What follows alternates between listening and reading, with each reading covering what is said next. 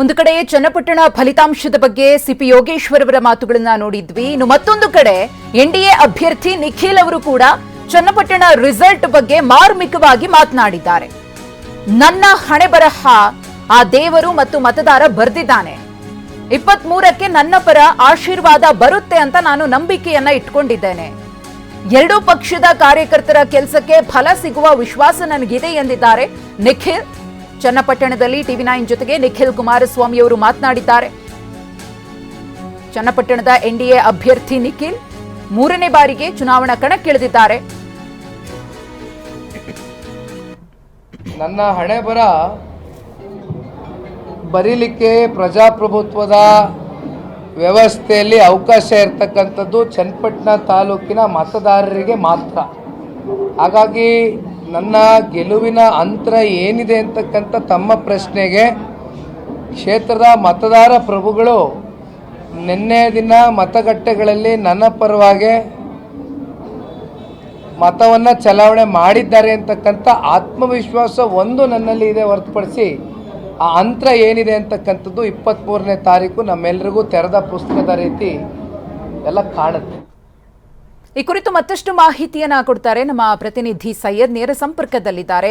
ಸೈಯದ್, ಚನ್ನಪಟ್ಟಣ ಚುನಾವಣಾ ಅಖಾಡ ಇದೆಯಲ್ಲ, ಇದು ಎಲ್ಲರ ಚಿತ್ತವನ್ನ ತನ್ನತ್ತ ಸೆಳಿತಾ ಇದೆ. ಹೈ ವೋಲ್ಟೇಜ್ ಕಣವಾಗಿರೋ ಕಾರಣಕ್ಕೆ ಈಗ ಮತದಾನ ಆಗಿದೆ. ಇವತ್ತು ಸಿಪಿ ಯೋಗೇಶ್ವರ್ ಅವರು ಕೊಟ್ಟಿರುವಂತಹ ಹೇಳಿಕೆಗಳಿದೆಯಲ್ಲ, ಇದು ಬಹಳ ಕುತೂಹಲವನ್ನ ಮೂಡಿಸಿರುವುದು. ಅದರಲ್ಲಿ ಒಂದು ಜಮೀರ್ ಅವರ ಹೇಳಿಕೆಗಳು ತಮಗೆ ಮುಳುವಾಗುತ್ತೆ ಅನ್ನೋದನ್ನ ಅವರು ಸ್ಪಷ್ಟವಾಗಿ ಹೇಳಿದ್ದಾರೆ. ಅದರ ಜೊತೆಗೆ ಕಾಂಗ್ರೆಸ್ನ ಸಾಧನೆ ಎಷ್ಟರ ಮಟ್ಟಿಗೆ ಇದೆ ಅನ್ನೋದನ್ನ ಈ ಉಪಚುನಾವಣೆ ತೋರಿಸುತ್ತೆ ಅನ್ನೋದನ್ನ ಜನರಿಗೆ ತಿಳಿಪಡಿಸುವಂತಹ ಕೆಲಸವನ್ನ ಕೂಡ ಇಲ್ಲಿ ಸಿಪಿ ಯೋಗೇಶ್ವರ್ ಅವರು ಮಾಡ್ತಿದ್ದಾರೆ. ಏನೇನ್ ಮಾತನಾಡಿದ್ರು ಅಂತ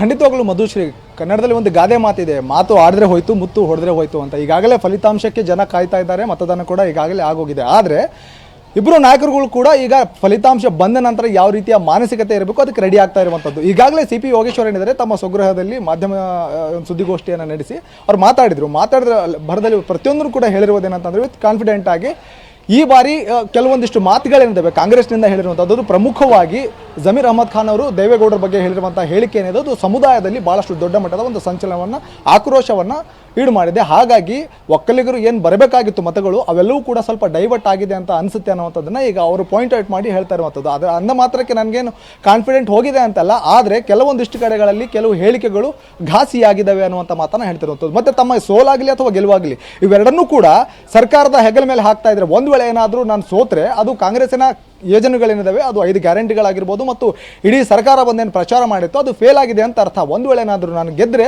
ಅದು ನಾನು ಪಕ್ಷಾಂತರಿಯಾಗಿದ್ದ ಕಾರಣಕ್ಕೆ ಜನ ಒಪ್ಪಿಲ್ಲ ಅಂತ ನಾನು ರಿಸಲ್ಟ್ ತಿಳ್ಕೊತೀನಿ ಅಂತ. ಆದರೆ ಇಲ್ಲಿ ಒಂದು ಗಮನಿಸಬೇಕಾದ ಅಂಶ ಏನಂತಂದರೆ ಯಾವತ್ತೂ ಕೂಡ ಸಿಪಿ ಯೋಗೇಶ್ವರ್ ಅವರ ನಡೆ ಏನಿದೆ ಅದು ಭಾಳಷ್ಟು ಒಂದು ರೀತಿಯ ವಿಚಿತ್ರವಾಗಿರುತ್ತೆ. ಅಂದರೆ ಅವ್ರು ಯಾವತ್ತೂ ಪ್ರಿಡಿಕ್ಟ್ ಮಾಡೋಕ್ಕಾಗಲ್ಲ, ಅವರು ಅನ್ಪ್ರಿಡಿಕ್ಟಬಲ್. ಸೊ ಹಾಗಾಗಿ ಅವರ ಹೇಳಿಕೆಗೂ ಮತ್ತು ರಿಸಲ್ಟ್ಗೂ ಇಲ್ಲಿ ತಲೆ ನೋಡೋ ಹಾಗಿಲ್ಲ. ಕಳೆದ ಹಲವಾರು ಚುನಾವಣೆಗಳಲ್ಲೂ ಕೂಡ ಅವರ ಹೇಳಿದ್ದನ್ನು ಹೇಳಿಕೆ ಒಂದಿರುತ್ತೆ, ರಿಸಲ್ಟ್ ಕೂಡ ಒಂದು ಬಂದಿರುತ್ತೆ. ಎಲ್ಲ ಒಂದು ಕಡೆ ತಮ್ಮ ಪರವಾಗಿ ಭಾಳಷ್ಟು ದೊಡ್ಡ ಮಟ್ಟದ ಬೆಟ್ಟಿಂಗ್ ಆಡಬಾರ್ದು ಅನ್ನುವಂಥ ನಿಟ್ಟಿನಲ್ಲೂ ಕೂಡ ಈ ಒಂದು ಲೆಕ್ಕದಲ್ಲಿ ಮಾತಾಡಿರ್ಬೋದು. ಆದರೆ ಇನ್ನೊಂದು ಕಡೆ ನಿಖಿಲ್ ಕುಮಾರಸ್ವಾಮಿ ಅವರು ಕೂಡ ಇವತ್ತು ಚನ್ನಪಟ್ಟಣಕ್ಕೆ ಭೇಟಿಯನ್ನು ಕೊಟ್ಟಿದ್ರು. ಅವರು ಕೂಡ ಒಂದು ಮಾತನ್ನು ಹೇಳಿದರು, ನನ್ನ ಹಣೆ ಬರ ಏನಿದೆ ಈಗಾಗಲೇ ದೇವರು ಮತ್ತು ಆ ಮತದಾರ ಬರೆದಿದ್ದಾನೆ, 23ಕ್ಕೆ ರಿಸಲ್ಟ್ ಬರುತ್ತೆ ಅಂತ ಒಂದು ಆತ್ಮವಿಶ್ವಾಸವನ್ನು ತೋರಿರುವಂಥದ್ದು. ಎಲ್ಲೇ ಒಂದು ಕಡೆ ಈಗ ಒಂದನ್ನು ಮಾತ್ರ ಇಲ್ಲಿ ಪಾಯಿಂಟ್ ಆಗಿರುವಂಥದ್ದು ಏನಂತಂದರೆ ಜಮೀರ್ ಅಹಮದ್ ಅವರ ಹೇಳಿಕೆ ಒಂದು ಸ್ವಲ್ಪ ಮಟ್ಟಿಗೆ ಹೆಲ್ಪ್ ಆದರೂ ಕೂಡ ಏನು ಒಕ್ಕಲಿಗರ ಮತದಾರರ ಬರಬೇಕಾಗಿತ್ತು ಅದು ಸ್ವಲ್ಪ ಸಮಸ್ಯೆ ಆಗಿದೆ ಅನ್ನೋದನ್ನು ಈಗ ಸಿಪಿ ಯೋಗೇಶ್ವರ್ ಅವರು ಕೂಡ ಒಪ್ಕೊಳ್ತಿರುವಂಥದ್ದು. ಮಧುಶ್ರೀ, ಧನ್ಯವಾದ ಸೈಯದ್ ತಮ್ಮ ಮಾಹಿತಿಗಾಗಿ.